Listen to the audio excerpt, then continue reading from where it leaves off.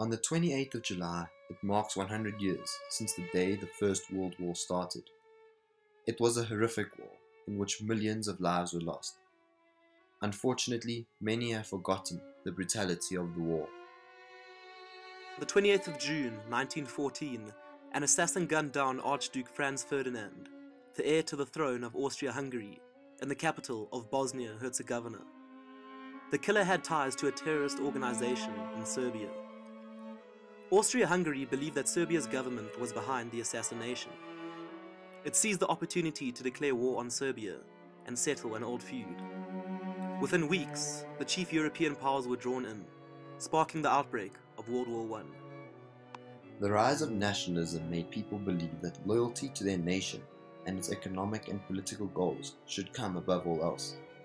This conflicted with the goals of other nations.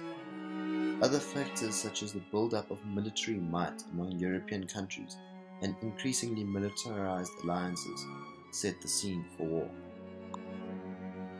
When the fighting began, France, Russia, and the United Kingdom backed Serbia. They opposed the Central Powers made up of Austria-Hungary and Germany. Other countries later joined each alliance. France, Russia, and the UK came to be known as the Allies. Importantly, the United States joined the Allies in 1917, giving them the resources and resolve they needed to ultimately win the war. Trench warfare was the predominant method of warfare. The new machine gun made the war deadlier than earlier wars, and the gun's rapid fire slaughtered attacking soldiers. The airplane was first used in combat in World War I, while the tank was another invention of the First World War. The Allies won victory on all fronts in the winter of 1918. In the early morning of November the 11th, 1918, the Germans accepted the armistice terms demanded by the Allies.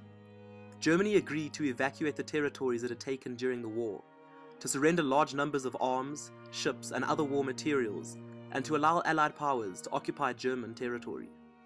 Finally, at the 11th hour, of the 11th day, of the 11th month of 1918, the fighting stopped and World War I was over. Germany signed the Treaty of Versailles, while other Central Powers signed separate treaties. Central Powers were stripped of territory and arms, and were required to pay reparations of $33 billion. Germany was forced to accept responsibility for the war, under a clause in the Treaty of Versailles. In total, 9 million soldiers died. Historians believe a similar number of civilians died of disease, starvation, and other war-related causes. The war cost a total of $337 billion for all fighting nations, and resulted in debt, disrupted economies, and severe inflation. Politically, the war shook the foundations of several governments. 4 monarchies toppled. The peace treaties after the war carved new countries out of the defeated powers, such as Austria, Hungary, and Czechoslovakia. Socially, the deaths of so many people left long-lasting psychological scars on the survivors. Losing young men resulted in lower birth rates, especially in France. Urban areas grew as peasants settled in cities rather than returning to farms. As women filled many of the jobs normally taken by men during the war, they were reluctant to give up their new independence. Many countries granted women the right to vote during a time of rising feminism, while the upper classes lost some of their power and privilege after having led the world into an agonizing war. One of the most underrated conflicts of the war was at Delville Wood. Some historians believe that it could be the most intense combat of the First World War. 4,000 South Africans went into Delville Wood, and after 5 days, only about 700 could answer to roll call, the rest either injured, captured, or dead. St. John's lost 4 boys in these 5 days. To put the Battle of Delville Wood in perspective, Delville Wood itself was not much larger than the St. John's premises. There were 4,000 men. The combat was so intense that for 2 periods of 6 hours, there were an estimated of 300 rounds fired per minute. How anybody survived was an absolute wonder. In total, St. John's lost 60 boys in the war. First World War ended almost a century ago.